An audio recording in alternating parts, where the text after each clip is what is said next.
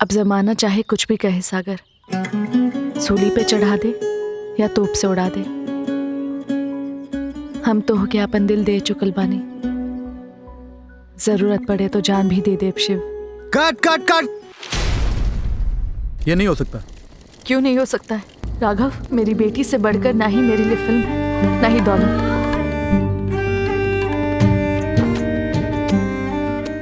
Bhojpuri film की मशहूर अदाकारा निधि और टैक्सी ड्राइवर शिव कुमार के बीच चल रहे मुकदमे की सुनवाई आज फैसले के मोड़ पर है।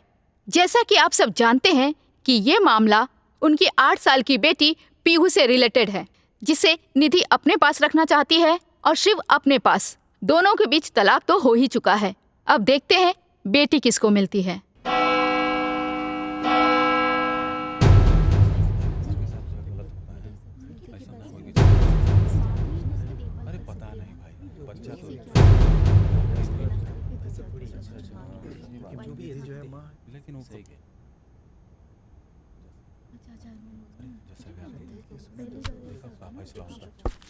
ऑर्डर ऑर्डर,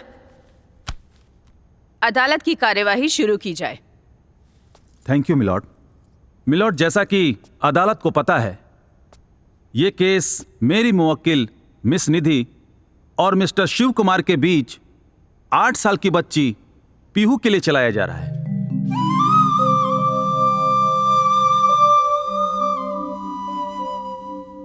और यही नहीं, मिस निधि और मिस्टर शिव दोनों आपस में पति पत्नी थे, लेकिन इनके बीच आपसी संबंध अच्छे नहीं थे मिलॉर्ड, जिसकी वजह से अब ये अलग अलग रहने लगे। मिलॉर्ड, लड़ाई इस बात की है कि मेरी मुवक्किल मिस निधि चाहती हैं कि पीहू इनके साथ रहे, और वहीं मिस्टर शिव चाहते हैं कि पीहू उनके साथ रहे।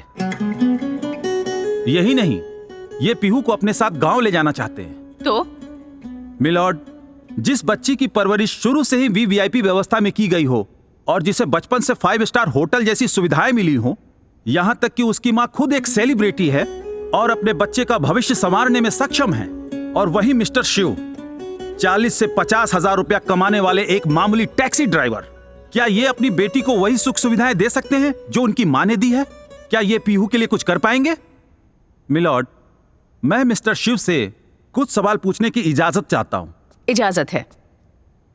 हाँ तो मिस्टर शिव, मेरी मुवक्किल मिस निधि अपनी बेटी को शहर के सबसे महंगे स्कूल में पढ़ाती है, और वहीं उसके लिए स्पेशल रूम, नौकर चाकर, गाड़ी, बंगला, सारी सुविधाएं हैं।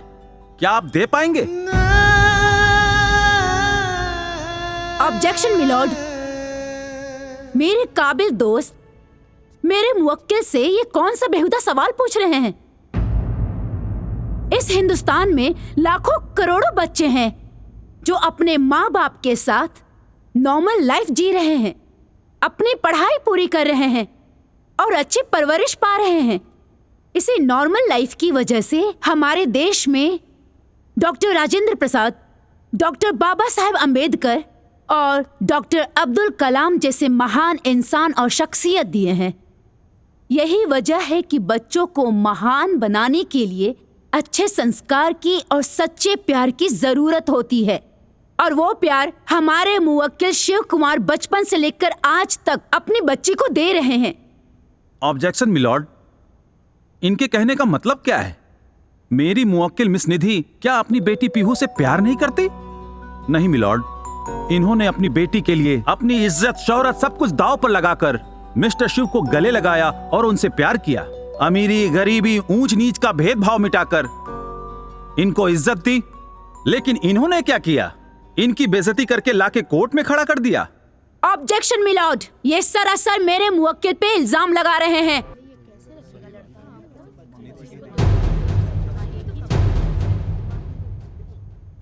Order order.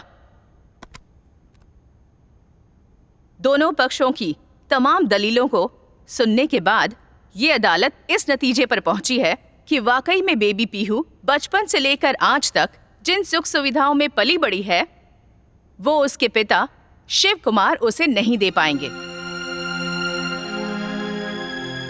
लिहाजा ये अदालत पीहू को अच्छे भविष्य के लिए और अच्छी परवरिश के लिए उसकी मां निधि को सौंपने का हुक्म देती है। अरे राघव बाबू आई। भैया निधि कहाँ है? निधि हॉल में बैठल बानी। सवेरे से ना केहू से कुछ बोला तानी ना कुछ काम धाम करत तानी। जाई आप ही देखी, कुछ बात हुई तो समझाई निधि के। ठीक है भैया, मैं देखता हूँ।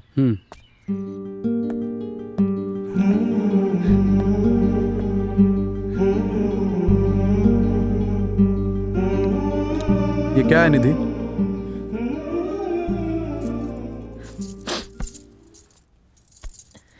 भैया भाभी बता रहे थे कि तुमने खाना पीना काम धंधा सब छोड़ दिया है। तुम तो ऐसा बिहेव कर रही हो जैसे पीहू कहीं खो गई है। पीहू कहीं खोई नहीं है, वो सिर्फ तुमसे जुदा हुई है। देखो निधि, ये दुख तकलीफ खुशी गम ये तुम्हारा निजी प्रॉब्लम है। इसका असर अपने कैरियर पे मत होने दो। तुम इस तरह से काम धाम बंद कर दोगी, लोग तरह तरह की बातें करेंगे तुम्हारे बारे में, जिससे हमारी बहुत बदनामी होगी। मैं कहता हूं मूड ठीक करो और काम पर ध्यान दो।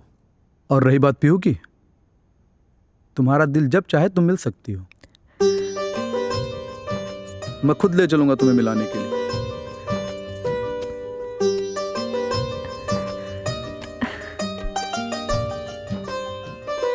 पीहू, ए बिटिया।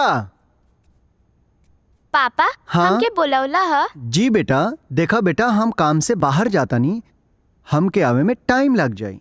तोहरा खातिर खाना बना के किचन में रख देले बानी, त तू टाइम से खाना खा लिया, ठीक ना? जी पापा। अब पापा बाहर जाता ना तो पापा के एगो प्यारी सी किस्सी, इनमें थोड़ा सा मीठा कम रहा।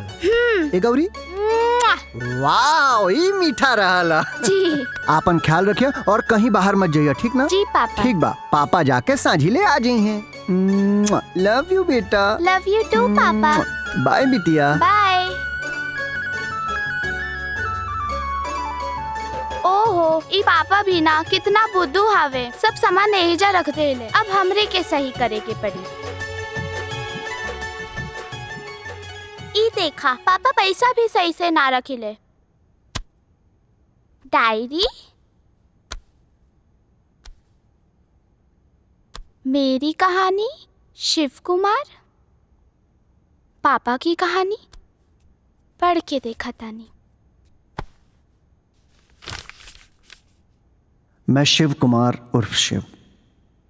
आज मेरी मुलाकात एक ऐसी शख्सियत से हुई जिसके लाखों दीवाने हैं, जिन्हें आज से पहले मैंने सिर्फ फिल्मों में देखा था। शायद ये महादेव की ही कृपा थी जो आज लाखों दिलों पर राज करने वाली इस सुपरस्टार से मुलाकात हुई और मेरी जिंदगी बदल गई।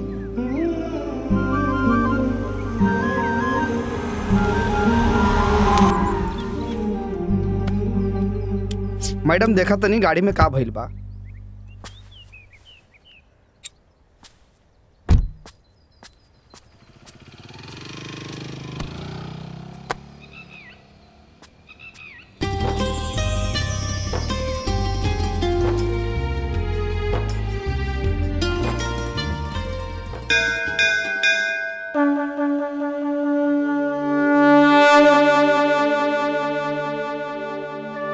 हे शिवजी महाराज, रोज रउए दर्शन क के अपना काम धाम के शुरुआत करे नी। शायद यही वजह बा कि अनजान शहर में एगो टैक्सी, एगो किराए का घर, अब बढ़िया बढ़िया दोस्त देले बड़ा प्रभु। असही अपन कृपा दृष्टि अपना यश शिव पर बनौले रहो। हर हर महादेव।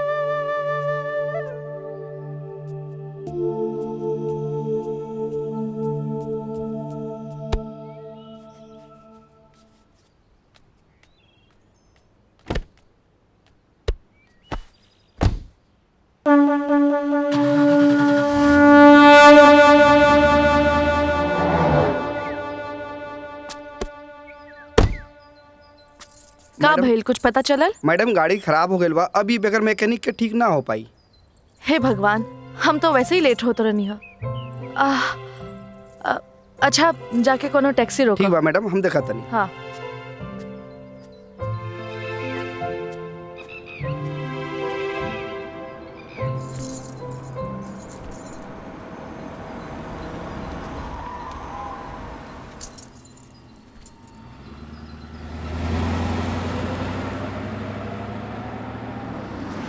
का भाई गड़िया खराब हो गई हाँ भैया गाड़ी खराब हो गई बा, मडाई लेने जाए के बाद जाई बा। हाँ काहे ना जाए, केकरा के जाए के बा भेजो। ठीक बा, अभी बुलावत नहीं। आई मैडम, टैक्सी आ गई।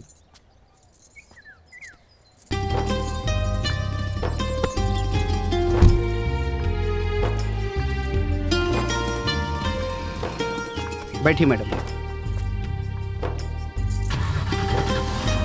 गाड़ी ठीक करवा ली हो? जी मैडम।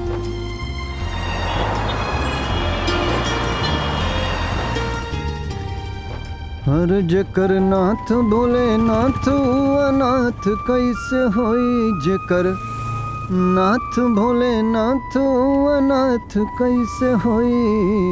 भोजपुरी गाना लागता भोजपुरी जाने ला। अरे भोजपुरी अइला के बात करता नहीं मैडम, हमरा भोजपुरिये आवेला, दूसर कोनो भाषा ना आवेला। अच्छा जान ले के हम भोजपुरिये खाईला, भोजपुरिये पीला, भोजपुरिये सुतेला, भोजपुरिये उठीला। कहाँ घर पड़ी? बागी बलिया उत्तर प्रदेश के रहे वाला हई हम मैडम। अच्छा तो तू भोजपुरी फिल्म देखेला? अरे मैडम का बताई रहुआ से, हम सिर्फ भोजपुरिये फिल्म देखिले, लेकिन आजकल के भोजपुरी फिल्म में वो मजा नहीं खे मैडम जौन पहले रहे। काहे? पहले कौन मजा रहे जौन आज नहीं खे? अरे मैडम पहले जब भोजपुरी फिल्म लागे ना तब पूरा परिवार के लोग एक साथे ट्रैक्टर टाली में बैठ के गाना बजाना गावत जाओ लोग फिल्म देखे। और एगो आजकल के भोजपुरी फिल्म बा, आजकल के भोजपुरी फिल्म तो मैडम नजर छुपा के जाए के पड़ेला देखे। वो काहे? अश्लीलता मैडम, अश्लीलता। अब देखी जौन हीरो लोग बा लोग वो अपन गाना हिट करावे खातिर भोजपुरी की सभ्यता के, भोजपुरी के संस्कार के माटी में मिला देले बा लोग, डबल मीनिंग गाना गावता लोग। अब भोजपुरी के कुछ हीरोइन लोग बा लोग जौन बिना मतलब के अंग प्रदर्शन करता लोग मैडम। अरे हीरोइन के करे के पड़ेला जौन स्टोरी के डिमांड रहेला, अब एमे उनकर का दोष? हाँ मैडम ठीक कहा तनी, यही से तो आजकल के भोजपुरी फिल्म ना हॉलीवुड और बॉलीवुड के फिल्म नियर लागेला। भोजपुरी के कल्चर, भोजपुरी के संस्कृति कुछ नामो निशान ना होला भोजपुरी फिल्म में। खैर मैडम हम तो एगो दर्शक हई, हमारा का लेवे देवे के बाटे, जवन लागी तवन देखे जाई। अच्छा वो सब छोड़ा, ई बतावा कि हीरो हीरोइन में केकर काम अच्छा लागेला? मैडम देखी सब अपनी जगह अच्छा अच्छा काम करेला, सब ठीक बा, पर हमारा के ना निधि जी बड़ा पसंद है। अच्छा एको बात बतावा, तहरा के निधि काहे पसंद बाड़ी? का खूबी बा उनका में? अब मैडम खूबी एगो होखे तो हम रहुआ के बताई, जान लें कि निधि जी तो खूबी के भंडार है। उनके डायलॉग डिलीवरी, उनकर तेवर, उनकर जोश, उनकर जुनून, आए है डांस करेली तो एकदम बिजली नियर लागेली। मान ला निधि तहरा सामने आ जाई है तब? अरे मैडम का मजाक करतानी, राम राम की बेरा, कहाँ वो सुपरस्टार निधि और हम टैक्सी ड्राइवर।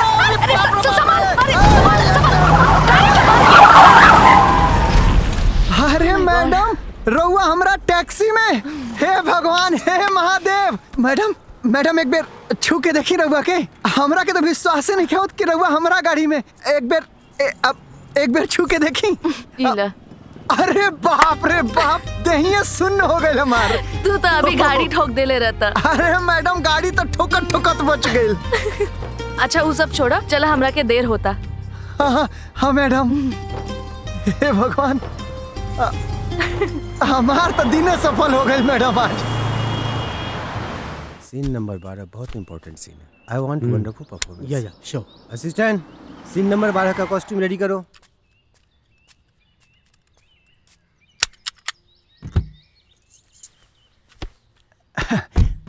आई मैडम। कितना पैसा भइल? अरे मैडम पैसा वैसा के बात का करतानी, आपके इजाजत होके तो शूटिंग देख लें, कबो देखले नहीं की। काहे ना आव।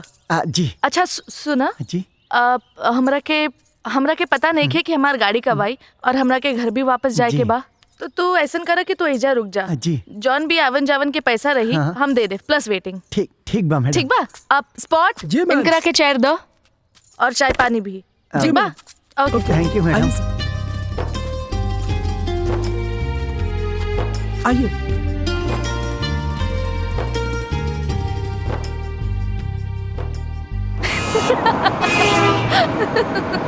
यार आदमी तो बड़ा इंटरेस्टिंग बाड़ा, बात बड़ा सही करेला। मैडम सब हमरा से ये कहेला कि शिव तू बात बहुत बढ़िया बढ़िया करेला। मैडम एगो बात कही, हाँ। ई राउर जोन सिनेमा बा न, एमे हर चीज तो बढ़िया बा, एगो चीज छोड़ के। ऊ का? ये मैडम कि जेकरा से जान पहचान नहीं के ओहू की संगे चिपके के पड़ेला। अरे बाबा, वो सब नाटक होला, साचो ना, हम सब एक्टिंग करेनी, एक्टिंग। बात तो ठीक बा मैडम, बाकी एक्टिंगों में हमारे गांव की तरफ कोनो लड़का कोनो लड़की के छू देलस ना तो कट्टा निकल जाई मैडम, कट्टा। अच्छा? हाँ, अब हमरे ले लें, अब हमरे के देख लें। जब 10 में पढ़त रहनी तो एगो लड़की के लाइन मारत रहनी। एक दिन का देखा तनी कि वही स्कूल के एगो लड़का वो लड़की के लाइन मारत। आ गइल गुस्सा, ईंटा उठा के ससुर के कपार फोड़ देनी। का भइलू लड़का के? ओ लड़का के कुछ ना भइल हमार प्रिंसिपल साहब बोलौना नाव काट के घरे भेज दे। अब बाबूजी के पता चलल तो बाबूजी जूता मार के घर से बाहर निकाल देना। फिर बम्बई आ गए। अच्छा वो सब छोड़ा, ये बतावा कि दिन की कितना कमा लेला? ये मैडम जितना एगो डॉक्टर है एगो इंजीनियर कमा ले।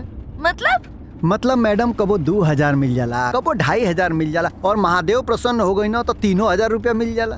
तो आज की कमाई तो गई ना मैडम, आज की कमाई तो हमके जिंदगी भर याद रहे। मैडम रउआ जैसन सुपरस्टार रोज रोज कहाँ मिलेला है? और एक बात बताई मैडम, सच में हम आपके ना डाई हार्ड फैन हैं। दुनिया में सबसे बड़का फैन हम ही हैं।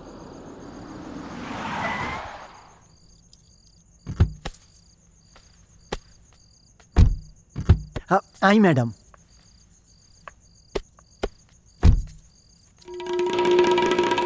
ई लशीर अपन दिन भर के कमाई और वेटिंग चार्ज। अरे ही क्या करता नहीं मैडम, देवही के बात एगो सेल्फी दे दें। काहे ना, ले ला।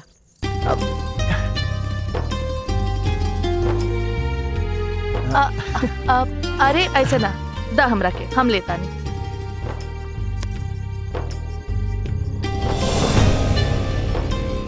ई ला। धन्यवाद मैडम। और सुना, धंधा से कौनो मजाक ना, ठीक बा? जी। अच्छा अब हम चलते जी मैडम। हाँ, नंबर मिल जाए तो कबो कबो फोन कर लेती। ई ला हमार कार्ड, ठीक बा? अच्छा अब हम जाता नहीं। गुड नाइट मैडम जी।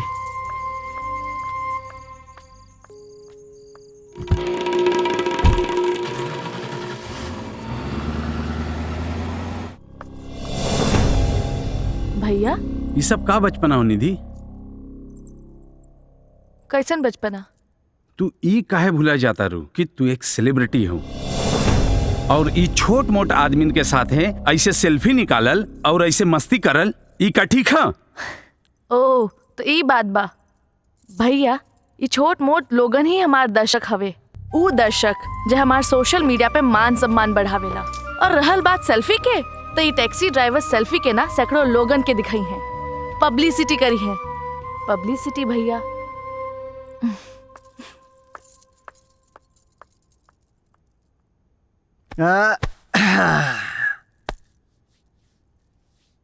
भगवान भोलेनाथ के आशीर्वाद से आज के दिन हमारा जिंदगी के सबसे बढ़िया दिन रहा है।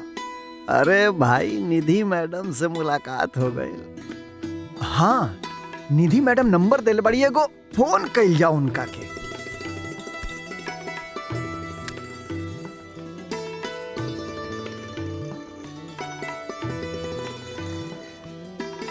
अरे ना ना ना ना ना ना, डायरेक्ट फोन कइल ठीक नहीं थे, का पता अच्छा लागी कि ना, मैसेज कर लियो।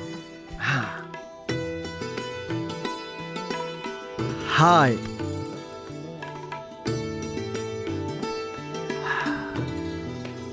रिप्लाई आ जा, रिप्लाई आ जा।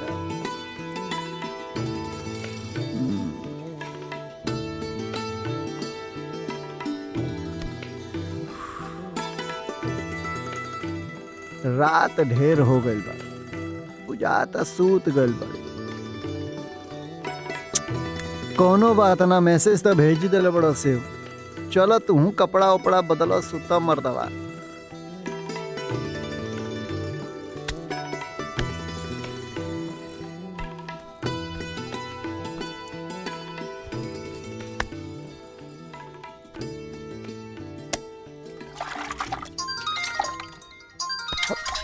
बुझाता कॉल आ गई। हेलो हेलो सर, मैं बीना बैंक से बोल रही हूँ, आपको लोन चाहिए क्या? फोन रख। राती का ससुर लोन देता ना, बताओ, दिल धड़का कर रख दिहलस। मैसेज तो डिलीवर हो गइल बा, पढ़ले नहीं बुझाता सूत गइल बड़ी। चलो शिव तू सुत, बिहने उठ के देखल जाई रिप्लाई आवता कि ना।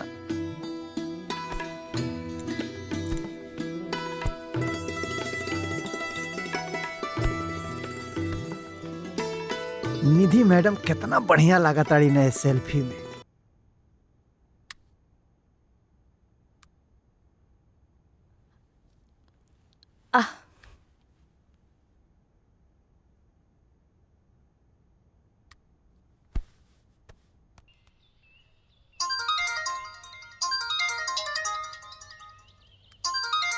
अरे निधि मैडम।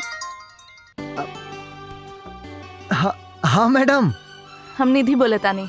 जी जी जी। अब कहाँ बाड़ा? मैडम हम तो गाड़ी चलाओ तनी, रउआ कहाँ बानी? वही काल वाला शूटिंग लोकेशन पर। अरे वाह, हमो पास में रहनी है, इन्हीं से गुजरत रहनी है। तो सुना ना, आ जाओ कुछ गप्पे शप्पे लड़ावल जाए। अब जी जी जी बिल्कुल आवतानी। ठीक बा। यस, मैडम के कॉल आ गए।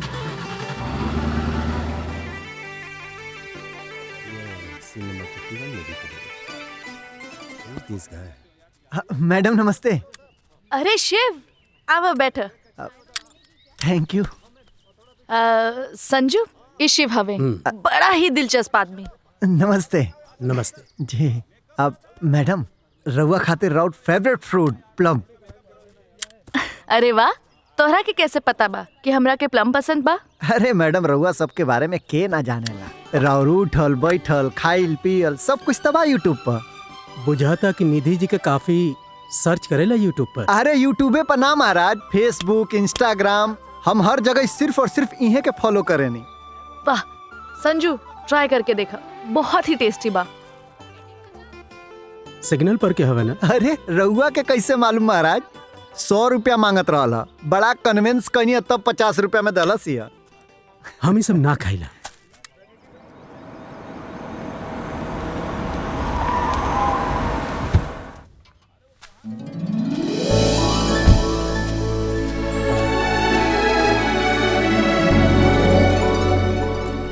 निधि,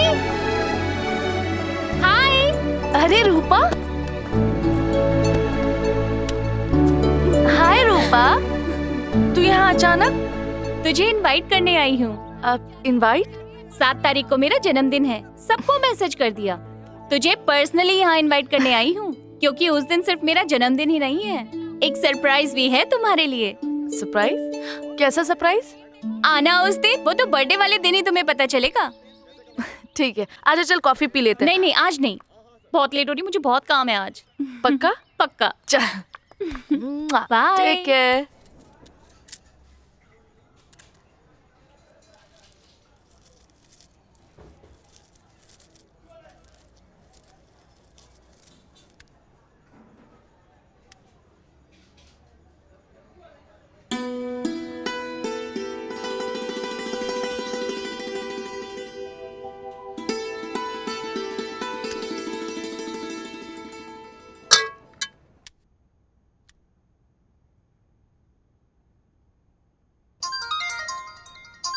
निधि मैडम।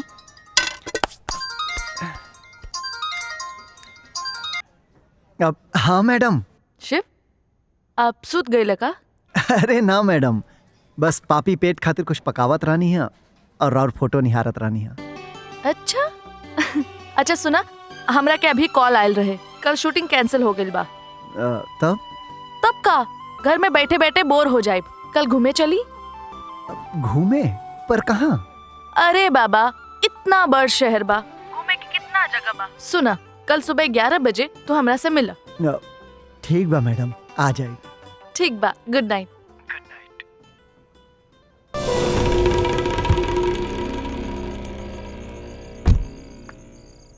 अच्छा शिव, हम जाता नहीं। Good night madam. Good night. हाँ बाय।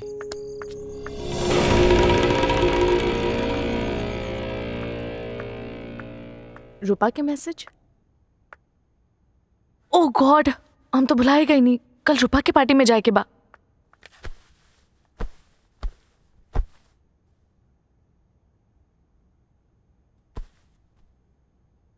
हेलो शिव। हाँ मैडम। एगो बात बतावल भुला गई नी। कल हमरा के पार्टी में जाए के बा।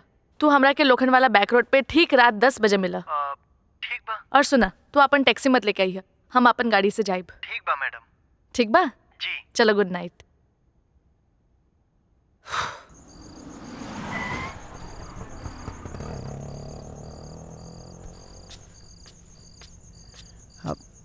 Good evening madam. ओह, गुड इवनिंग शिव।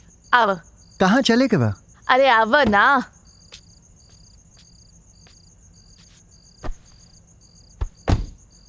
वाह। इला जी। तहरा खातिर कोट पैंट हमरा खातिर? तहरा खातिर बनवली। हमरा खातिर कहाँ है?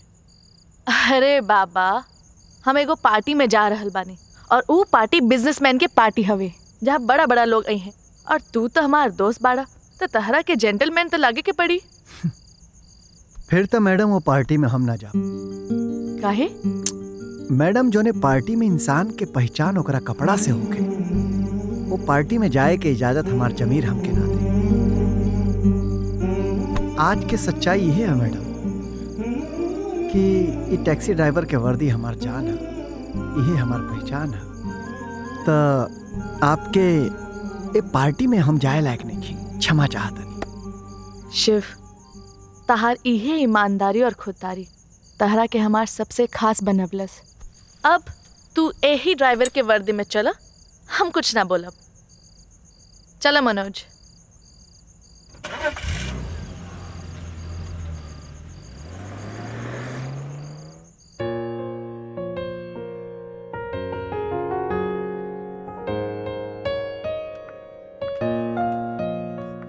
हाय रूपा। हाय।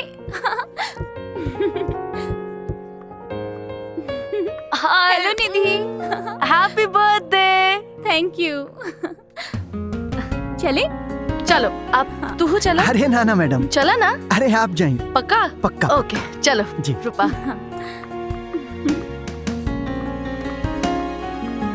डैड, यही है मेरी friend Nidhi. Hello uncle. Nidhi, how are I you? Am good. इतना लेट कैसे? I am so sorry. Hello everyone. जैसा कि आज मेरी बेटी रूपा के जन्मदिन पर हम सब इकट्ठे हुए हैं, उसके बर्थडे सेलिब्रेशन पर केक काटने के बाद एक प्लीजेंट सरप्राइज भी है। वो सरप्राइज केक कटने के बाद। Happy birthday to you, happy birthday to you, happy birthday dear रूपा।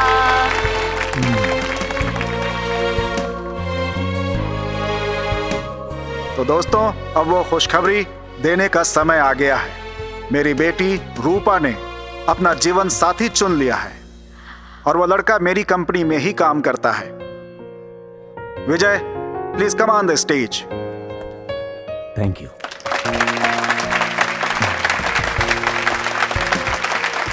आओ बेटा, आओ सर। आप रूपा ने अपना जीवन साथी चुन लिया है, तो मैं भी एक पिता का फर्ज अदा करते हुए अगले महीने की 15 तारीख को शादी तय कर दी है दोनों की। Thank you and enjoy the party. क्या हुआ? रूपा, एक बात बता, तू इतनी बड़ी अमीर बाप की बेटी और विजय एक मामूली सा लड़का जो मुश्किल से 20 से 25 हजार कमाता होगा। कहाँ तू और कहाँ वो? ये क्या कर रही है तू?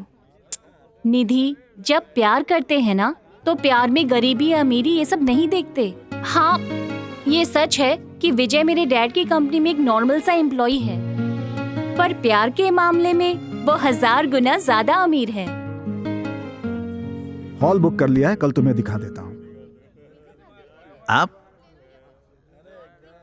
हेलो। किसके साथ हैं? निधि जी के साथ। ओ, सुपरस्टार निधि। हाँ, सुपरस्टार निधि। ड्राइवर?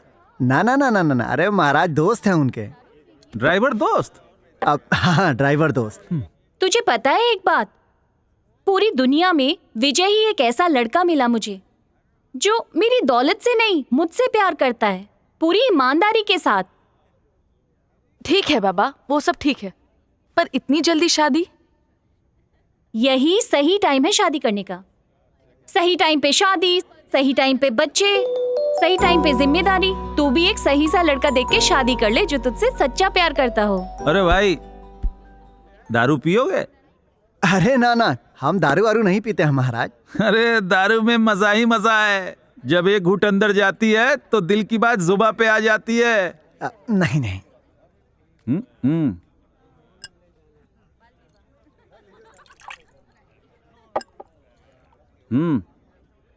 अरे हम कभी पिए नहीं। पी के देखो।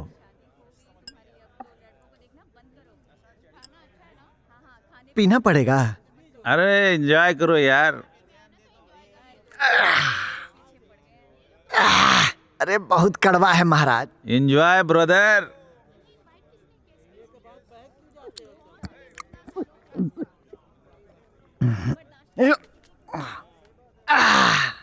अब लेकिन वेकिन इन सब के चक्कर में ना मत पड़।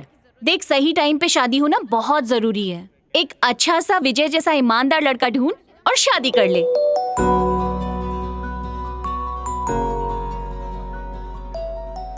मैडम शिव साहब ने बहुत ज्यादा पी लिए हैं, लगता है ड्रामा करने वाले हैं। व्हाट? ई कैसन बात करत ताड़ू शीला? बिल्कुल ठीक बात करत तानी। इतना बड़का पार्टी में ऊपर टीचर ड्राइवर के लेके गइल बिया और लाडली बहिन, ओहो में सूट खरीद के अपना गाड़ी में बिठा के सब पता कैले बानी ड्राइवर से। हमरा तो समझ में नहीं आवता ई लड़की का करी। हम तो परेशान हो गइल बानी। निधि के कुछो करे के जरूरत ना बा।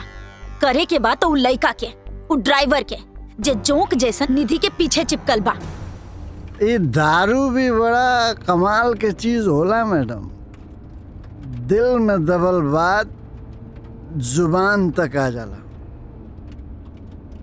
हम जानत नहीं मैडम कि हमरा दारू पियला से रउआ नाराज बानी, लेकिन का बना मैडम, बहुत दिन से रउआ से कुछ कहे चाहत रहनी, लेकिन कहे के हिम्मत ना जुटा पावत रहनी।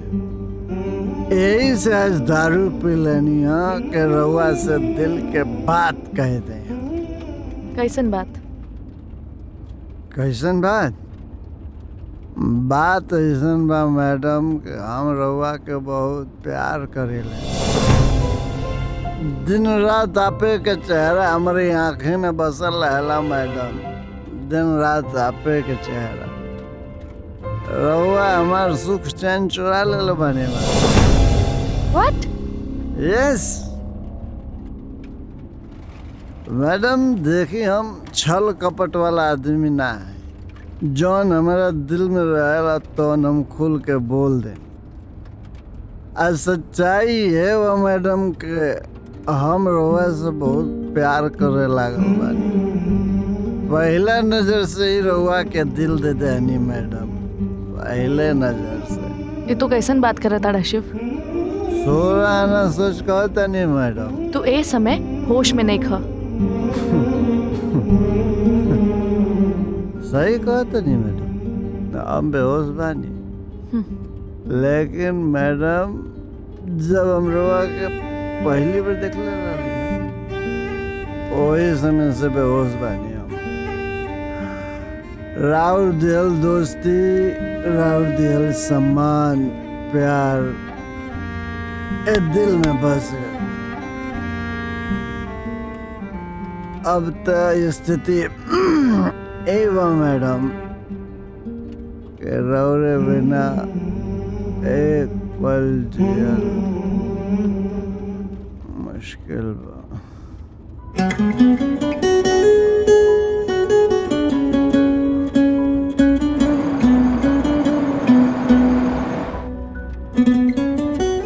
पूरी दुनिया में विजय ही एक ऐसा लड़का मिला मुझे जो मेरी दौलत से नहीं, मुझसे प्यार करता है। तू भी एक सही सा लड़का देख के शादी कर ले जो तुझसे सच्चा प्यार करता हो।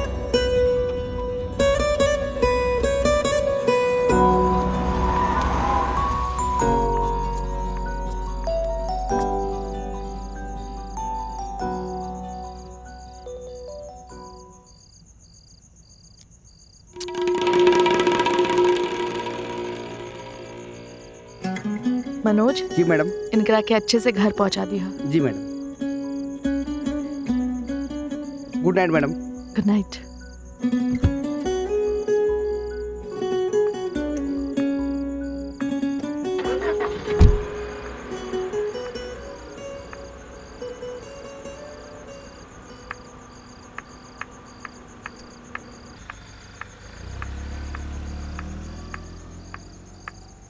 भैया अभी ले जागल बाड़ा जा। जौने भाई के जवान बहिन इतना रात रात भर घूमत रही तो उ भाई के नींद कैसे आई? अब का भइल बा भैया? ऐसे पहले भी तो हम शूटिंग पार्टी में लेट हो जात रहली। एकरे पहले हम तोहरा के समझदार समझत रहनी, लेकिन ना, तू एक नंबर के नादान और नासमझ बाड़ू। तोहरा के ई नइखे मालूम कि ई समाज और सोसाइटी में तोहर का अहमियत बा। भैया साफ साफ कही, हमरा के कुछ समझ में नहीं आवत। तू उ दू कौड़ी के फटीचर टैक्सी वाला से अपन दोस्ती बनावत बाड़ू। माइंड योर लैंग्वेज भैया प्लीज। असली जिंदगी का होला हम वो टैक्सी ड्राइवर से जन्मी, वरना आज तक नकली जिंदगी, नकली प्यार, नकली मोहब्बत, नकली आंसू, नकली जिंदगी, मान सम्मान के ड्रामा करत रहनी। यह ड्रामा जिंदगी के ड्रामा बना दी हलस।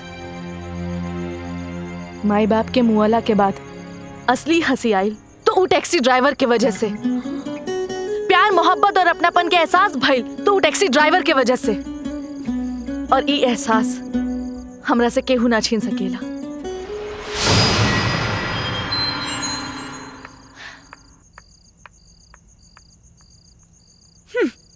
बुझा गई इनकर वजह।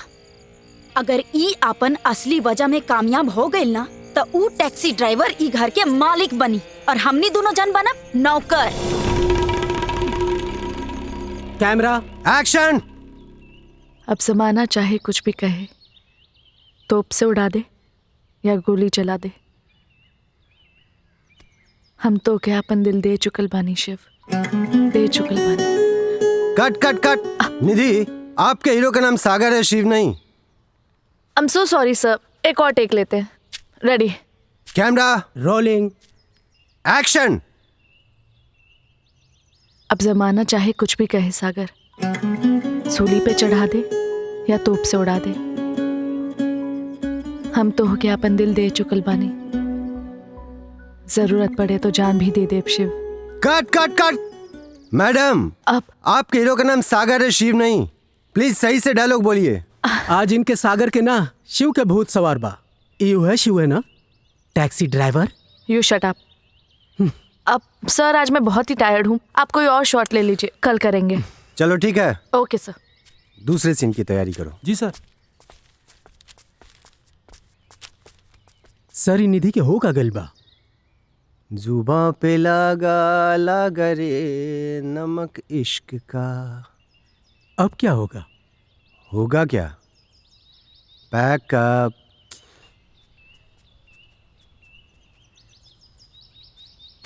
हेलो, हाँ शिव, हमरा के फिल्म सिटी में आके मिला, कुछ जरूरी बात करे के बा। ठीक बा।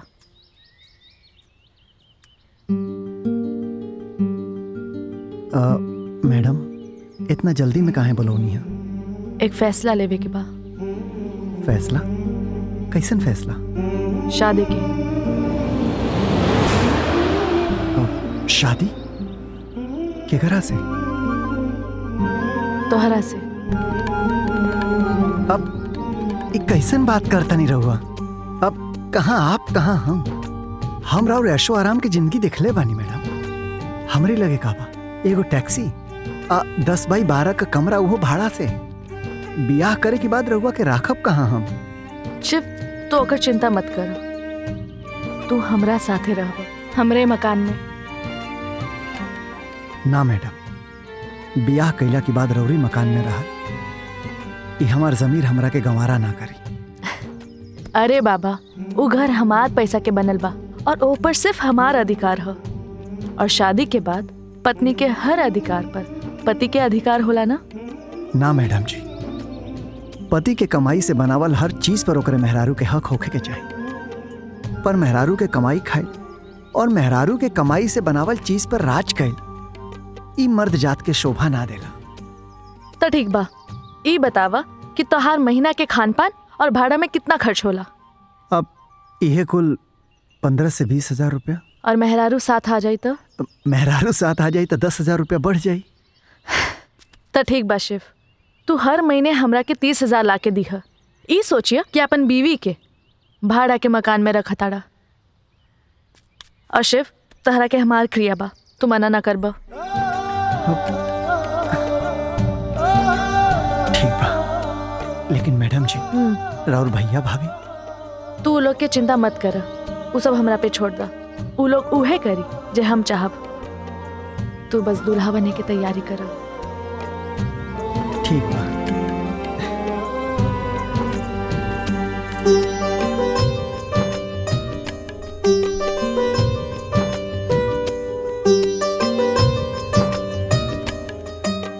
मुबारक हो, आज से आप दोनों पति पत्नी हुए।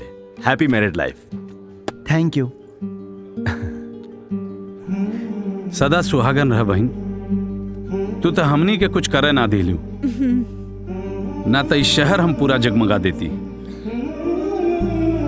तब भी एक भाई की तरफ से अपने बहन के एक छोटा सा तोहफा, ई ऊटी के तोहार लोगन के टिकट हनीमून खातिर।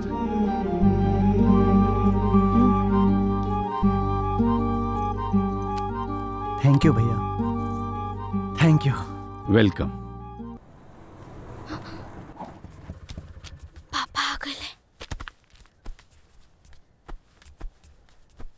पीहू, ए बिटिया पीहू।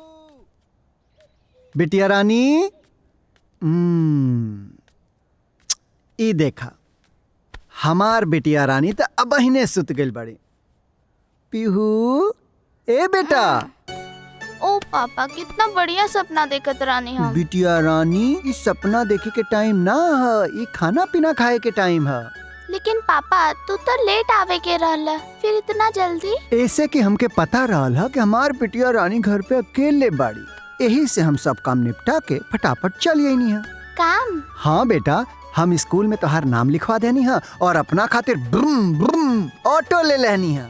अच्छा? हाँ, अब कल से हमार बिटिया रानी स्कूल जाई और पापा ऑटो रिक्शा चलाई हैं। और हाँ, हाँ, ये एगो नन्ना मुन्ना अच्छा मोबाइल हमारी बिटिया रानी खातिर। Mobile phone? हाँ, एमे हम मम्मी के नंबर और हमार दोनों जनी के नंबर सेव कर देले बानी। तो जब हमरे बिटिया रानी के मन करे तो अपना मम्मी के या अपना पापा के फोन करके बतिया सकेली। थैंक यू माय लवली पापा। मेरा बेटा बेटा। पीहू, अब एक काम करो, चलो फटाफट खाना खाई जाओ, फिर सुत जल जाए। ठीक है? ओके पापा। चला।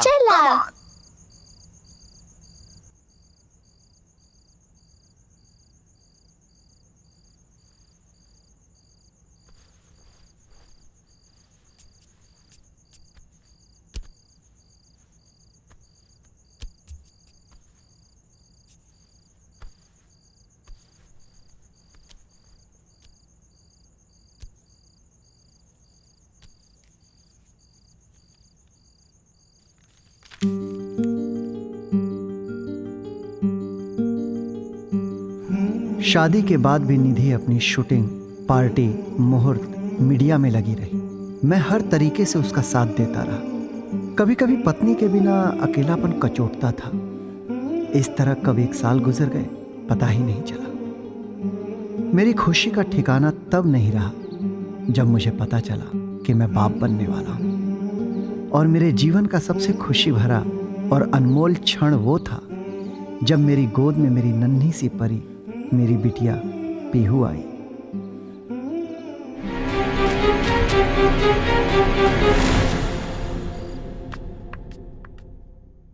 आ गईलू घूम के?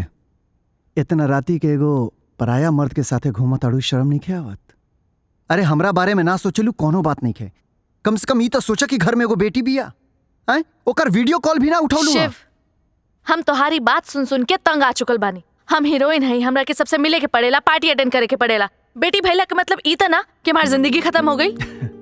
अजीब बाना निधि, तोहरा खातिर लोग से मिलल, पार्टी कैली ही जिंदगी बा, और हमरा खातिर हमार बेटी ही हमार जिंदगी बा। शिव, इस समय तो हर प्रवचन सुने के मूड में नहीं खी।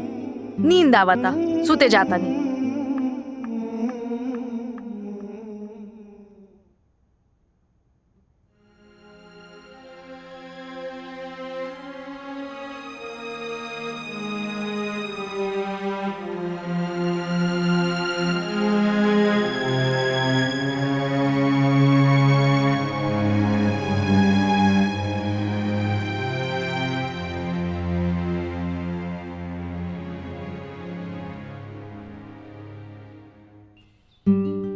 देखते मेरी बेटी 8 साल की हो गई। ये 8 साल का वक्त कैसे गुजर गया कुछ पता ही नहीं चला।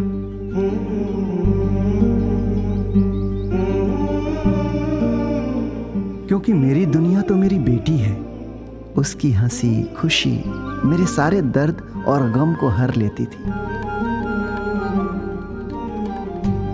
निधि के संबंध हमारे साथ इस मोड़ पर पहुंच चुके हैं कि मेरी इज्जत उसकी नजरों में अब उतनी ही रह गई है जितनी उसके घर के नौकर रामू की है। मैं तो सिर्फ इसलिए रुका हूं उस घर में क्योंकि मेरी जिंदगी, मेरे जिगर का टुकड़ा, मेरी बेटी उस घर में रहती है।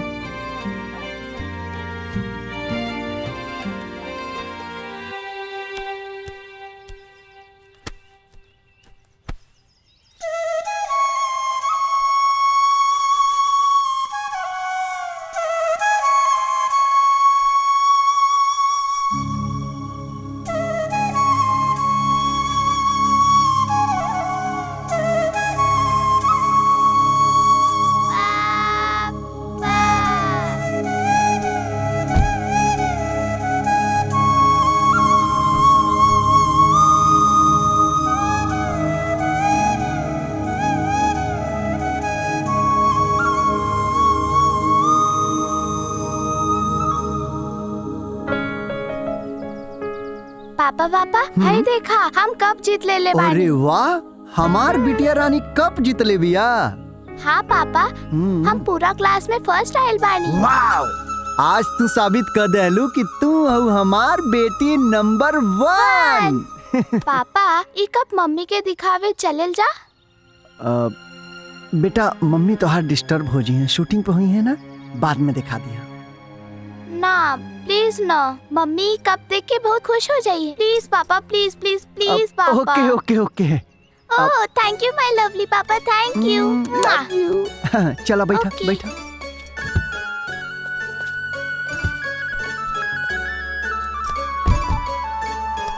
चला। मैडम आपकी 3 फिल्में हिट हुई हैं, हैट्रिक हुई है, इसका श्रेय आप किसको देना चाहेंगी? जिसका श्रेय मैं अपने टीम मेंबर्स को दूंगी, हमारे राघव जी को दूंगी और हमारे जनता जनार्दन को दूंगी, जिन्होंने हमारे फिल्म को इतना प्यार दिया, इतना पसंद किया।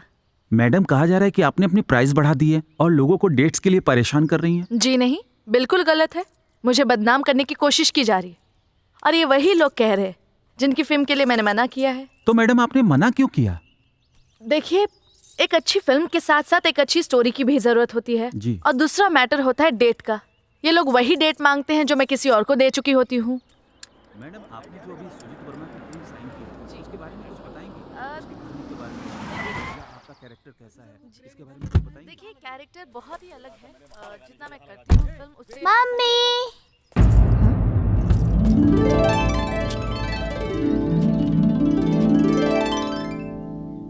मम्मी मम्मी ये देखा हमारा अवार्ड।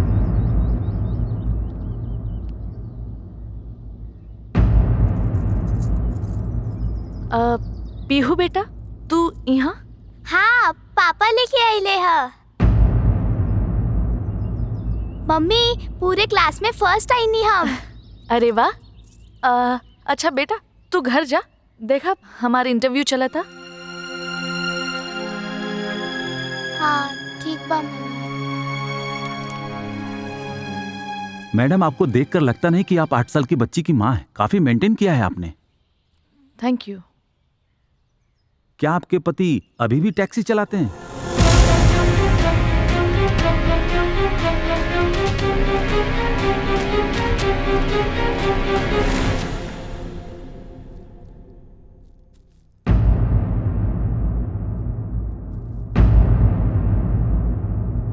का हो गए? सब लोग ऐसे कहाँ बैठल बा? मौत हो गई बा, मौत। मौत? केकर मौत? निधि के शोहरत, नाम और करियर के, जेकर वजह तू बड़ा तू। हम का कहनी है?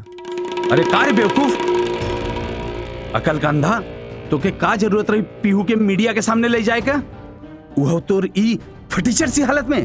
भाई साहब प्लीज जबान संभाल के बात तू करी। आज तक अपन जबान संभाल के रख रहा कि केहू और जबान संभाल के रखी? तहरा के इज्जत से सर उठा के चले के मौका देनी, हाई फाई सोसाइटी में रखनी, और तू का कइला? हमार मान सम्मान इज्जत के धूल में मिला दिया। ये कैसन बात करता हूँ? ये कैसन कलंक के टीका हमरे कपारे मढ़त अड़ू? अरे कलंक की टीका तो हमार माथा मर देला। देख लिए कल के हेडलाइन और अखबार। का जरूरत रहे तहरा ई टैक्सी ड्राइवर के हुलिया में मीडिया के सामने आवे के? हम घर आई थी तो का जरूरत रहे हमार बेइज्जती करे के? मम्मी पापा के कौनो गलती नहीं खे, हम ही बोलनी। तू चुप रह। ते नादान हवे, इनकरा तो समझ होके के चाहिए। हाँ निधि, नादान तो हम आज तक रहनी है, पर आज समझ आ गए। ये समझ आ गई कि तोहरा के बेटी और पति से ज्यादा प्यारा करियर बा। हाँ बा, हमरा के हमार करियर से प्यार बा। अगर हमार करियर ना रहित तो तहार ई 40-50 हजार की कमाई से नहीं तहरा की बंगला मिले, नहीं एसी मिले, नहीं मखमल के बिस्तर जे पे तू चैन की नींद सुता ताड़ा।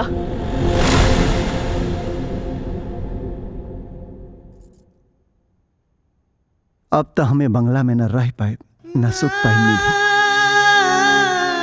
काहे से कि तू हमरा जमीर के सामने सच और झूठ के दीवार खड़ा कर देलू। निधि, हम सच्चाई और खुददारी के जीवन न छोड़ सके नहीं, और तू ही दिखावा के जिंदगी न छोड़ सके। और वैसे भी हमरा तोहरा बीच में पति पत्नी जैसन कोनो रिश्ता तरह ही निखे गए, तब बेहतर बा हमन के अलग हो जाइए। हाँ, हम तंग आ चुकल बानी ई सबसे, अलग हो जा। ठीक बा, काले हम अपनी बिटिया के लेके गाँव चल जाए। तू के हव ई फैसला लेवे वाला? पीहू हमार बेटी है, पीहू हमरा साथे रही। ओए! खबरदार जब पीहू के बारे में बात है। बचपन से एकर माई बन के एकरा के हम पलन, एकर बाप बन के हम पलन, और आज तू पीहू के अपना साथे रखे के बात करता डू। सुना, हमरा बेटी के केहू भी हमसे अलग ना कर सकेला। ठीक बा, तो आप कोर्ट फैसला करी कि पीहू तहरा साथे रही कि हमरा साथे।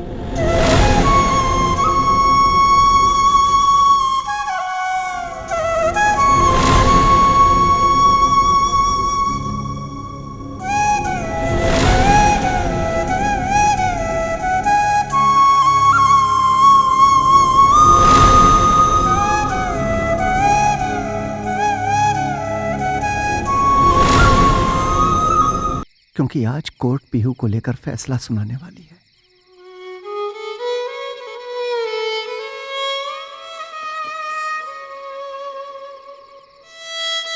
अगर पीहू मुझे मिली तो मैं जी जाऊंगा, और अगर नहीं मिली तो मैं अपने आप को खत्म कर दूंगा, क्योंकि मेरे पास मेरी बेटी के अलावा जीने की कोई वजह नहीं।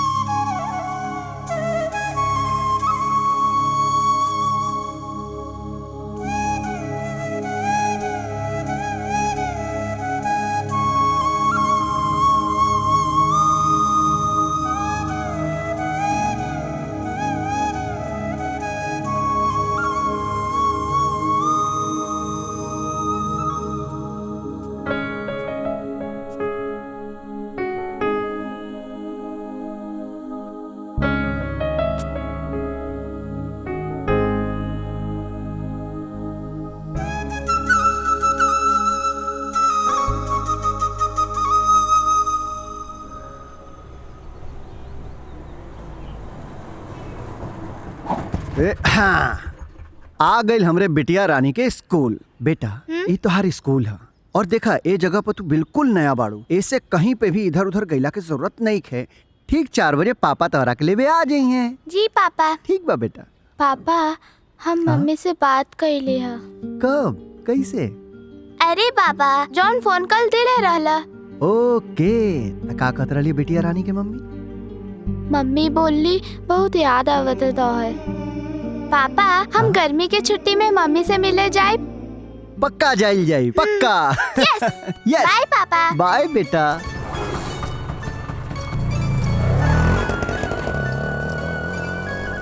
पापा। I love you. I love you too बेटा।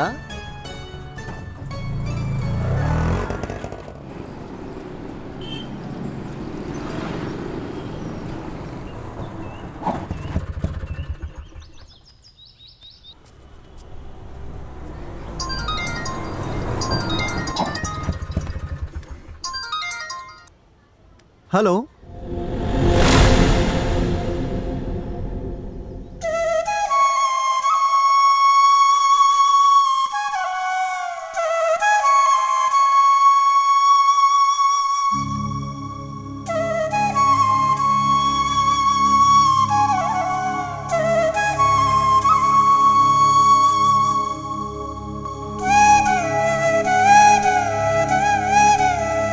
पीहू, पीहू बेटा, बेटा कहाँ हो गई पीहू? देखिए, इसे डिस्टर्ब मत कीजिए, ये अभी बेहोश है। कहाँ हो गई हमारी बेटिया के? डॉक्टर साहब ही आपको बता पाएंगे। जी। प्रिंसिपल साहब, कहाँ हो गई हमारी बेटिया के? स्कूल में चक्कर खा के गिर गई थी, तभी मैंने आपको कॉल किया। जी। कहाँ भइल बा डॉक्टर साहब हमारे बेटी के? देखिए मिस्टर शिव, जानना तो सब चाहते हैं, समझना कोई नहीं चाहता। मतलब ये डॉक्टर, हॉस्पिटल, दवाई, ये सब तो बच्चों के लिए एक सपोर्ट है। सबसे बड़ी दवाई तो माँ बाप का प्यार होता है।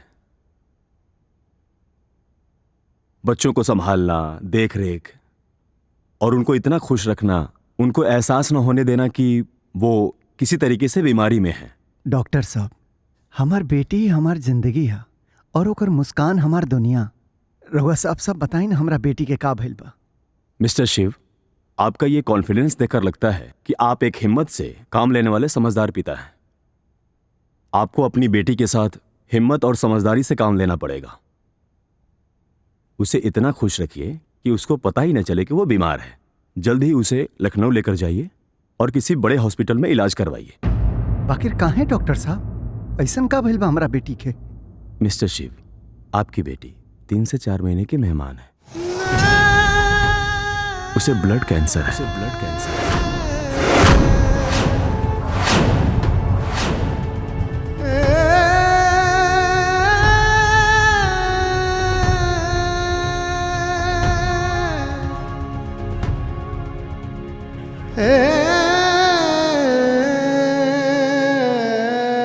पापा, हमके का भइल? डॉक्टर अंकल का बोलन?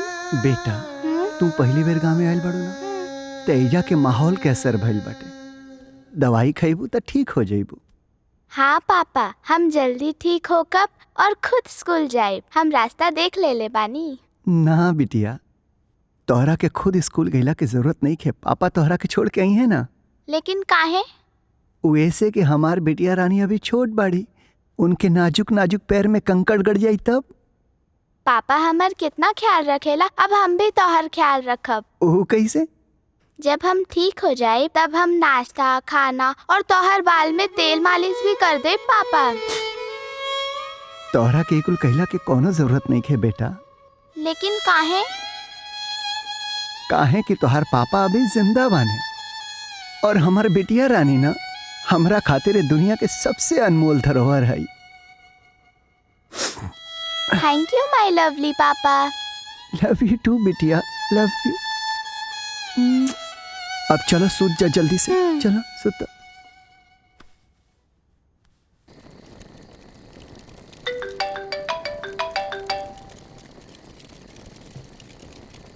यस सर। निधि, बच्ची का सब रिपोर्ट सही है। ये ब्लड कैंसर के आखिरी स्टेज पे है। बहुत कम समय है इसके पास। सर कुछ भी रास्ता नहीं निकाल सकते आप? सर जितने पैसे खर्चे होंगे मैं करने के लिए तैयार हूँ। बस मेरी बेटी को। नहीं निधि, इस स्टेज के बाद कोई रास्ता ही नहीं बचता। सॉरी निधि, इस वक्त मैं इस बच्ची के लिए इतना ही कह सकता हूँ। God bless you.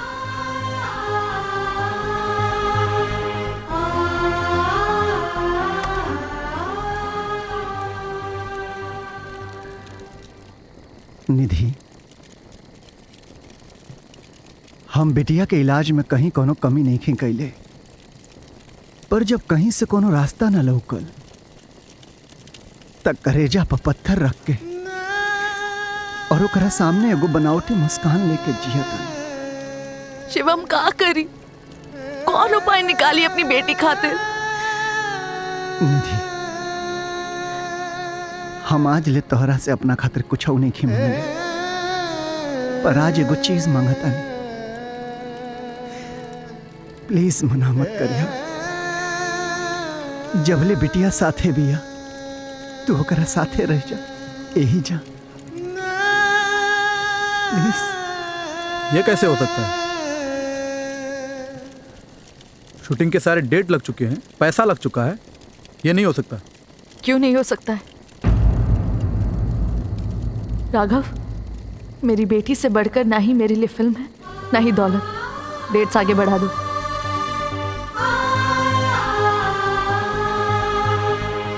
इट्स ओके, मैं कल ही मुंबई चला जाता हूँ और सारे डेट आगे बढ़ा देता हूँ।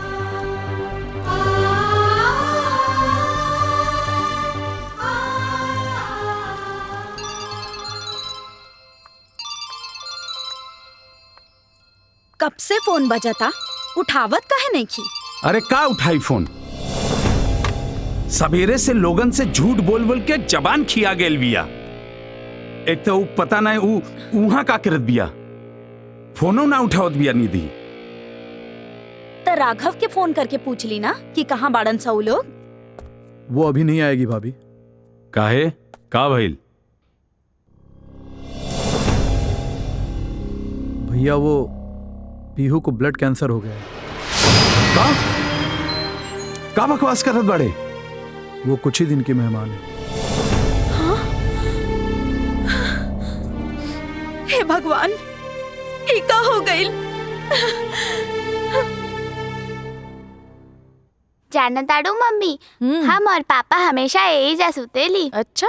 हाँ, और पापा हमेशा नई नई कहानी सुनावे ले, और एगो कहानी हम सीख ले बानी। अरे वाह, हमरी बिटिया के एगो कहानी आवेला। हाँ, सुनाई? सुनावा। हाँ, एक ना तांगे वाला था और वो तांगा चलाता था और खाली समय में बांसुरी बजाता था और मीठी मीठी बातें करता था। एक दिन एक राजकुमारी अपने रथ से जा रही थी तो रथ का पहिया टूट गया। तो फिर तांगे वाले ने राजकुमारी को अपने तांगे में बिठाकर राजकुमारी के घर तक छोड़ दिया। राजकुमारी को तांगे वाला बहुत अच्छा लगा। फिर दोनों मिलने लगे और दोनों को एक दूसरे से प्यार हो गया। फिर एक दिन राजकुमारी तांगे वाले को छोड़कर चली गई। तांगे वाला बहुत रोया। मम्मी, राजकुमारी तांगे वाला के छोड़ के कहाँ चल गई? काहे? पापा ना बतावला क्यों कहाँ गईली? पापा तो कहत रहले राजकुमारी परी लोग चल गई। तमाई बेटी के गुफ्तगू चालू बा, है ना? पापा, मम्मी के हम एगो कहानी सुनौली। हाँ। अच्छा, हमार बिटिया रानी मम्मी के कहानी सुनावत रही है।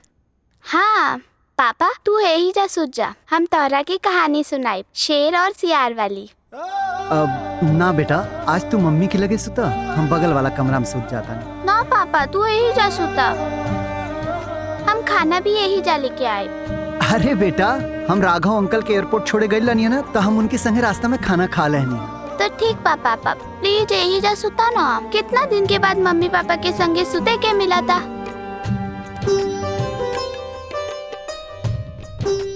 प्लीज मम्मी बोला ना। अब बिटिया इतना जिद कर ताड़ी, मान जा। ओके बाबा, ओके। अब बेटी और माई के आगे कबो के ऊपर चलल बाकी हमार चली, लेकिन एक शर्त पर। पापा आज बहुत थक गइल बा ना, पापा आज कहानी वहानी बिल्कुल ना सुनी है। ठीक बा पापा। हाँ।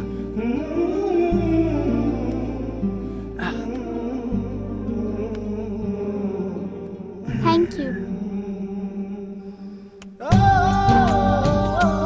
पापा। अब हाँ बेटा, जब हम छोट रहे तब ऐसे ही हाथ रखत रहे ना, ताकि हमके कोनो चोर ना ले जाए। हाँ। पापा मम्मी तो लोग ऐसे ही हाथ रख के सोया ताकि हमके चोर ना ले जाए। ठीक बा, अब चला फटाफट आंख बंद करा और चुपचाप सुत जा, सवेरे जल्दी जागे। ठीक बा पापा। Good night. गुड नाइट बेटा।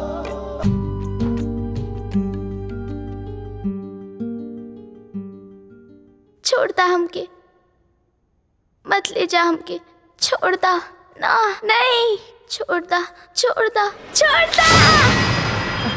पीहू पीहू कहाँ बोल बेटा? पापा हाँ एगो आदमी हमके लेके जात रहला। केहू नहीं खे बेटा, देखा तू पापा और मम्मी के लगे बाड़ू। हाँ बेटा देखा केहू नहीं खे। हाँ, पापा एगो काला सिंह वाला आदमी हमके लेके जात रहला। पापा हमें बचा ला ना, हम कहीं ना जाए। ना ना बेटा तू सपना देखत रहलू और सपना तो झूठ होला ना। हमनी के तो पास में बानी जा। आवा पीहू, हमार पीहू के केहू नहीं खेले के जात, और जे भी आई ना ओकरा के मार के भगा देम। तू तो हमार बिटिया हो ना, सुझ जा।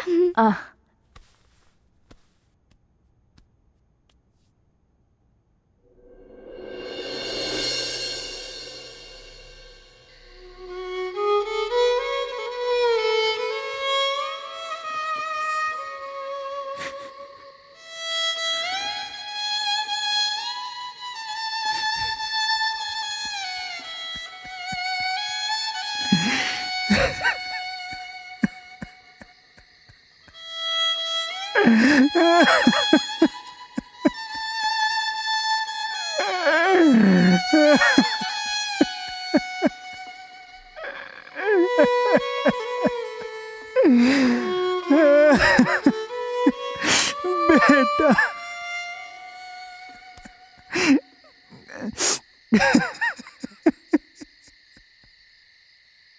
ना शिव, संभाला अपने आप के। तो ई तरह टूट जाइबा तो पीहू के का होई, ओकरा बारे में सोचब। संभाला। हम अपनी बिटिया के खोवल लेके जब भी ओकरा बारे में सोचा तानी छाती फाट जाता। कहाँ जाई का करी कि हमार बेटी ठीक हो जाए, हमार पीहू ठीक हो जाए। कोनो रास्ता लौकत नहीं खे। अगर होइत ना तो हम चुप ना बैठती, अपन बिटिया खातिर सारा दौलत कुर्बान कर देती। पर शायद भगवान के ये मर्जी बा।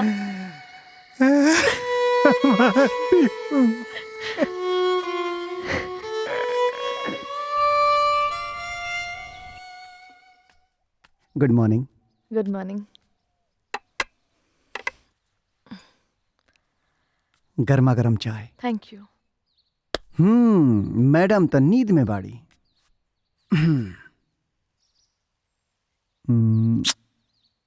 गुड मॉर्निंग बिटिया। गुड मॉर्निंग पापा। बेटा देखा पापा तोहरा खातिर प्रोटीन लेके आइल बाना, जल्दी से पीला। पापा हमरा प्रोटीन पियला के मन नहीं खे। बेटा ये प्रोटीन ना है, पापा एमे अपन प्यार और अपन मिठास मिला के ले आइल बाने।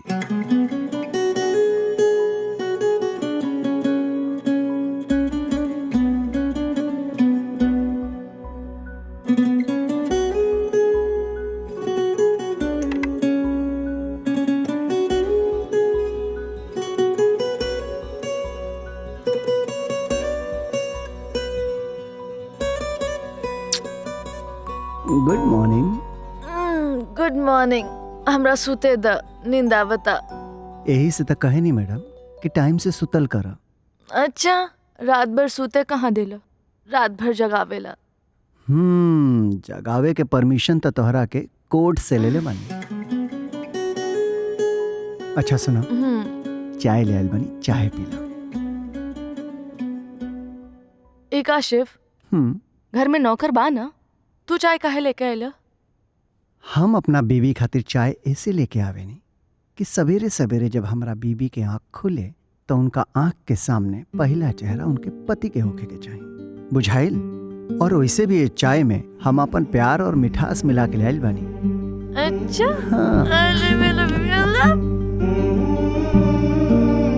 मम्मी का भइल? कुछ ना।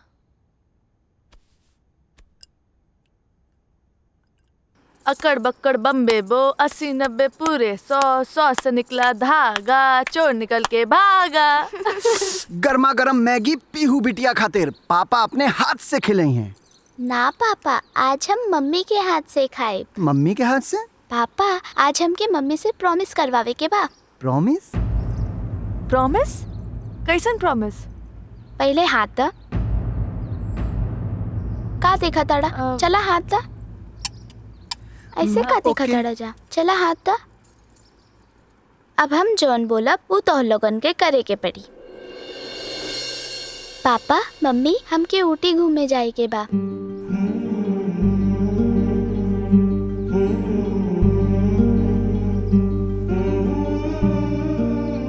प्लीज पापा, प्लीज मम्मी, हमके ऊटी जाए के बा।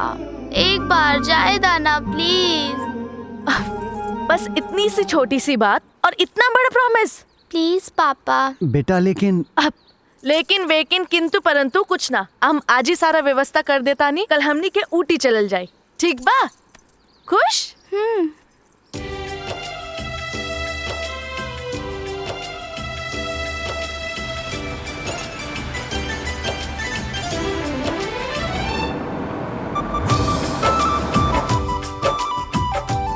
मम्मी, ऊटी कितना सुंदर बा ना? पापा, हमके शिवॉय होटल में रुके के बा। Savoy hotel? तोहरा के कैसे पता सिवॉय होटल के बारे में? हम मम्मी के फोन में गूगल करके देखनी। ओह, लेकिन बेटा सिवॉय होटल में ना रुके के। प्लीज पापा, मम्मी पापा के बोला ना प्लीज। ओके डन। भैया शिवाय होटल ले लो। हाँ।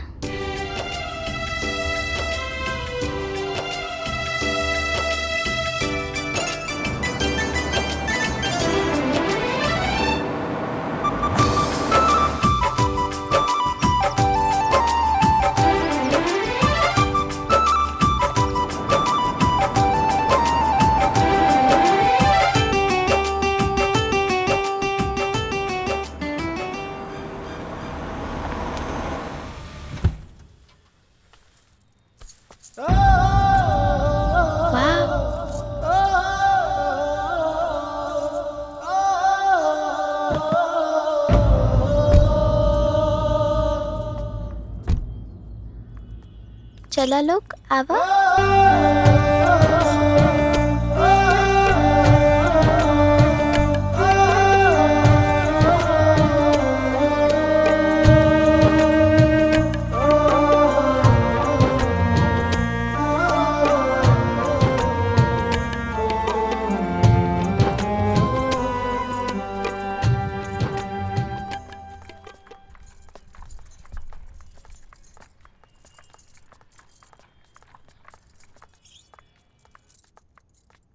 Good morning ma'am. Good morning. बहुत दिनों के बाद आई इस बार आप। दीदी 143 वाला रूम अवेलेबल है? चेक करके बताती हूँ।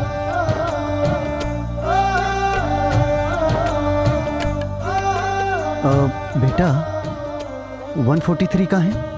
143 तो मेरा लकी नंबर है। रूम अवेलेबल है।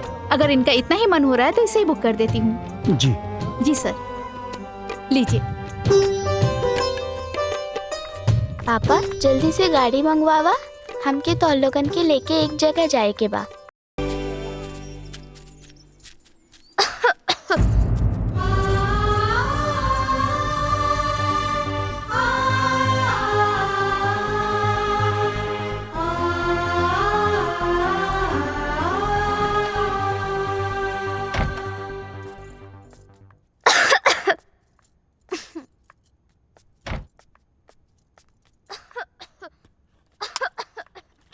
पापा, मम्मी।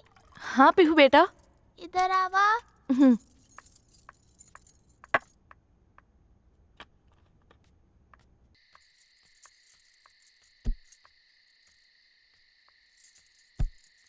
कितना खूबसूरत नजारा बाना। आसमान में सितारा गुनगुना रहल बा और हवा में संगीत घुलल बा। देखा ना शिव, कितना खूबसूरत नजारा बा। आसमान में सितारा गुनगुना रहल बा और हवा में संगीत घुलल बा। निधि, ये सब हमनी के स्वागत कर रहल बा। और हमनी के खूबसूरत जोड़ा के आशीर्वाद दे रहा बा। पीहू संभाला। पीहू पीहू पीहू अंदर लेके चलो। आओ चलो आराम करो। पहले ऊटी, फिर ऊहे होटल, फिर ऊहे रूम नंबर, फिर ऊहे जगह, फिर ऊहे गाना, ऊहे शब्द। ये सब पीहू के कैसे पता बा?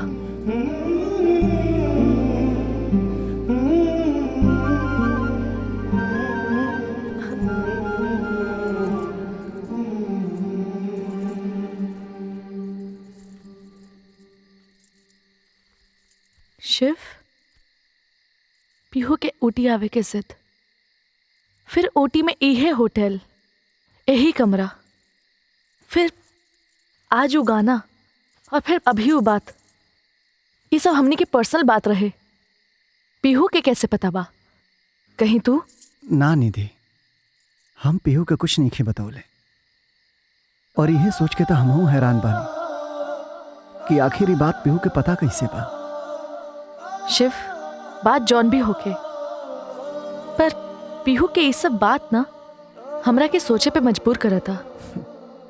निधि, पीहू अभी बच्चा बिया, नादान बिया, ओकरा बात के इतना सीरियस लहला की जरूरत नहीं है। और वैसे भी पीहू हमनी के खून है, शायद यही वजह से ओकरा के सब कुछ पता हो गए। अब रात बहुत हो गई बाटे, चला चला आराम कर लो।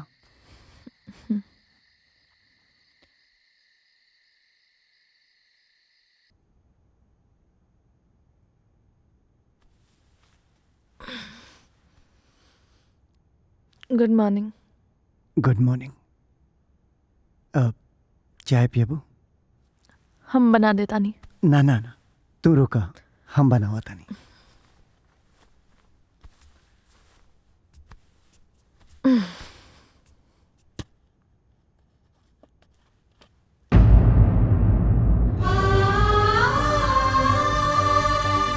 शिव, शिव, देखा ना पीहू के तेज बुखार बा।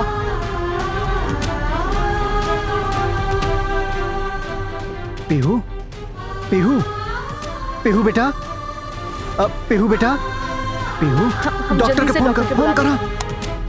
पीहू बेटा। हेलो?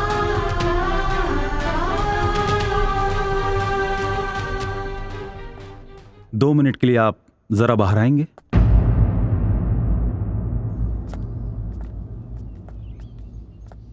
आप लोग माँ बाप हैं या इस बच्ची के दुश्मन? ऐसे कंडीशन में इस बच्ची को हर वक्त एक डॉक्टर की निगरानी में रखना चाहिए, और आप लोग इसे लेकर ऊटी घूम रहे हैं। डॉक्टर साहब, बेटी ही जिद की थी आने के लिए। और आप मान गए? अरे भाई, नादान वो है, आप नहीं। अभी फौरन इसे लेकर जाइए और जाकर किसी अच्छे डॉक्टर की निगरानी में रखिए। कभी भी किसी भी वक्त इसे अच्छे अस्पताल और डॉक्टर की जरूरत पड़ सकती है। अभी तो मैंने इंजेक्शन दे दिया है, सुबह तक बुखार उतर जाएगा, ध्यान रखिएगा। शिव, हमने के मुंबई चले के बा। मुंबई? हाँ, मुंबई। तो हमेशा ईमानदारी और खुददारी की जिद चलवले बाड़ा, पर ए बेर हम ना सुनब। शिव, सोचा पीहू के जौन स्थिति बा, ओकरा के हर वक्त एगो डॉक्टर की जरूरत पड़ी, और मुंबई में हमार फैमिली डॉक्टर बा, और उ सुविधा तोहरा के गांव में ना मिली। शिव, ये बात तोहार बेटी या हमार बेटी के ना, ये बात हमनी के बेटी के बा। प्लीज शिव, पीहू खातिर।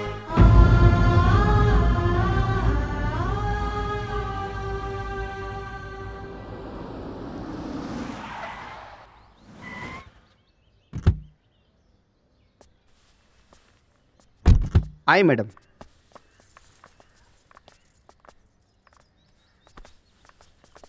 अरे पीहू, आ गईली हमार पीहू बिटिया। इतना दिन से मामा मामी की याद ना आई? आवत रहे मामी। अब कहीं ना जाए देव तोहरा के हम, ठीक बा? ठीक बा।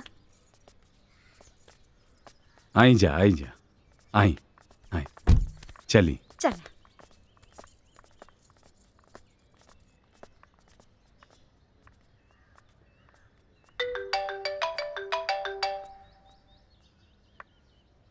हेलो। वेलकम टू मुंबई निधि। अच्छा किया तुम वापस आ गई। Thank you Raghav. मैं भी काम खत्म करके ना 9-10 बजे तक तुम्हारे पास आता हूँ। फिर ढेर सारी बातें करेंगे। और हाँ, एक सरप्राइज भी है। ठीक है, आ जाओ। बहुत अच्छा किया तुम वापस आ गई। पीहू के साथ साथ तुम्हें भी थोड़ा रेस्ट मिल जाएगा।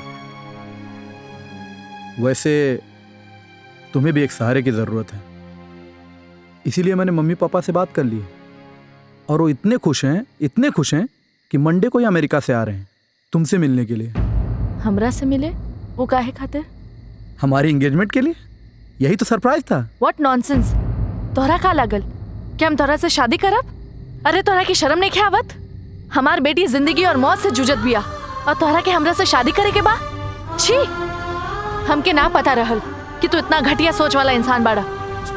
बस, तुम्हारी जिंदगी है, जैसे मन करे वैसे जियो।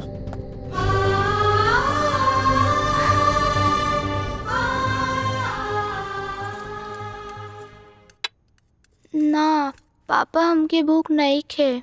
काहे बिटिया, ई सब तो तहरे खातिर बनेले बानी। चला खा। बेटा खा ला, तोहरा के दवाई खाए के बना, खा लो बेटा। प्लीज पापा, हमके नहीं के खाए के। बेटिया, बिना खाए तू दवाई कैसे खाइबू? आवा, मम्मी तरह के खिया दी। आ कर। Very good.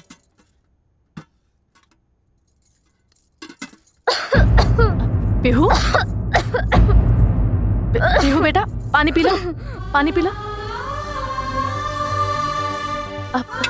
पीहू, पीहू बेटा, पीहू बेटा, पीहू, पापा, पीहू, पीहू, पीहू बेटा, पीहू, पीहू, पीहू,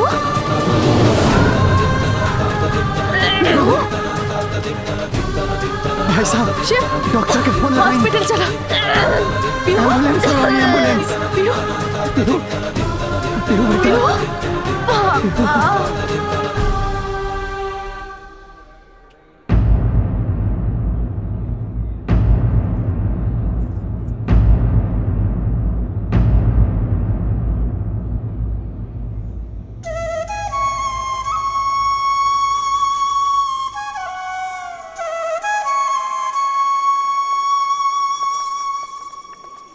डॉक्टर, डॉक्टर मेरी बेटी। सॉरी निधि, पीहू के पास वक्त नहीं है। आखिरी वक्त में वो आप लोगों से मिलना चाहती है।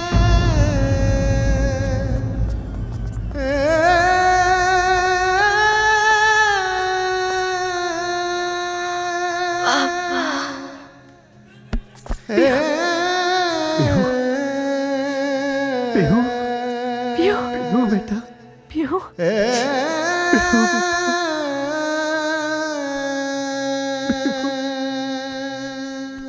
पापा।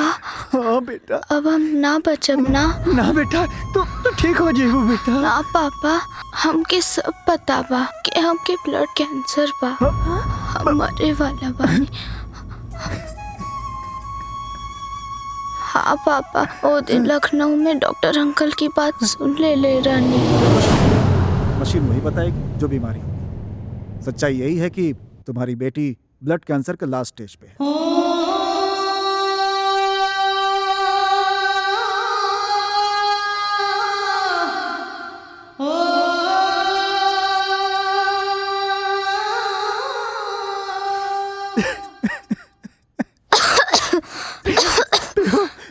पीहू बेटा, मम्मी, पापा, मम्मी, हम पापा की डायरी पढ़ ले रानी, यही से हमें सब पता रहे। मम्मी, पापा, हम तो लोगन से एगो चीज मांगी का, मना मत करी। हाँ ना बेटा, ना मना करो। वादा करो पापा कि हमें वापस ले आईबा। बेटा, पापा तोहर बेटी बनके मम्मी के कोख से जन्म लेवे चाहतानी। प्लीज पापा, मना मत करी। हाँ प्लीज मना मत करिए पापा, हमरे आंखें के सामने मम्मी से ब्याह करा ना, ये हमार आखिरी इच्छा बा। रामो माचिस ले आ।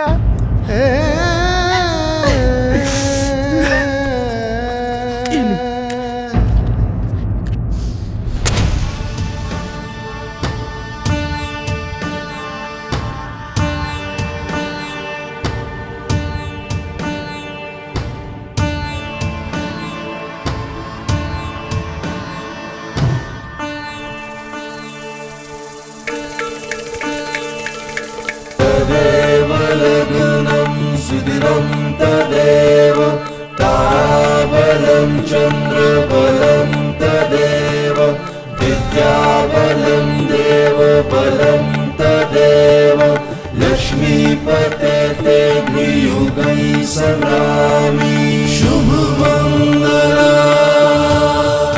सावधा शुभमङ्गला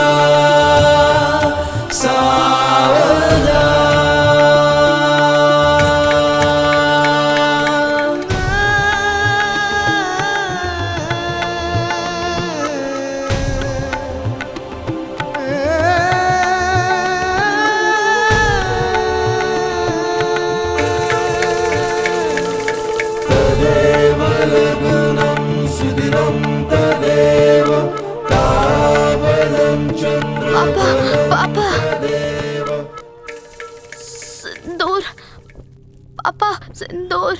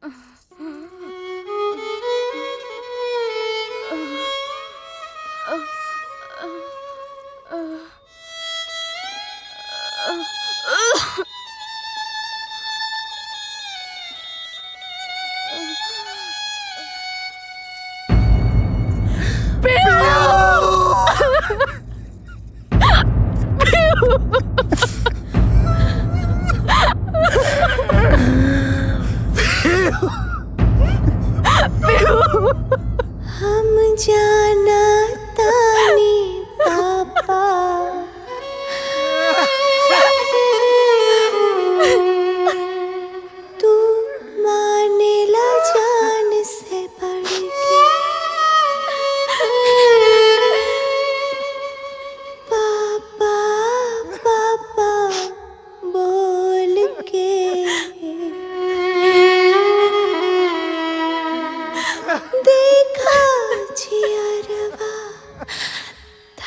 के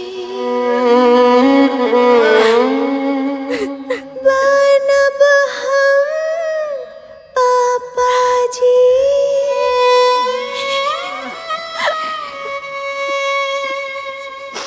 बनब हम पापा जी बुढ़ापा के छड़ी। पापा के परी हम पापा के परी। पापा के परी हम पापा के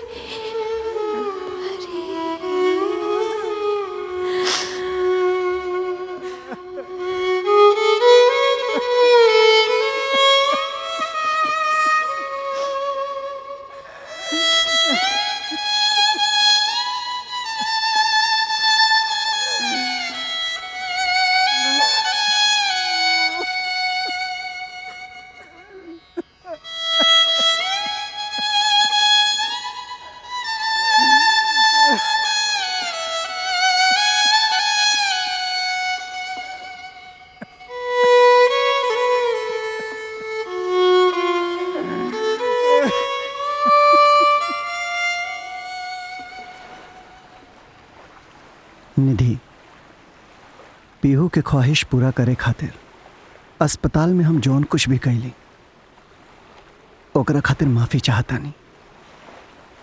हम गाँवे जातानी, ट्रेन के टाइम हो गइल बा। अपन ख्याल रखिया।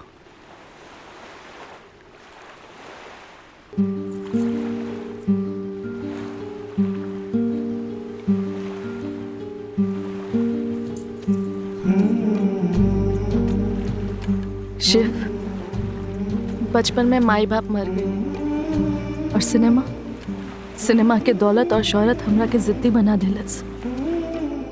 केहू एगो थप्पड़ मार के हमरा के समझावे वाला ना रहल कि का गलत बा का सही।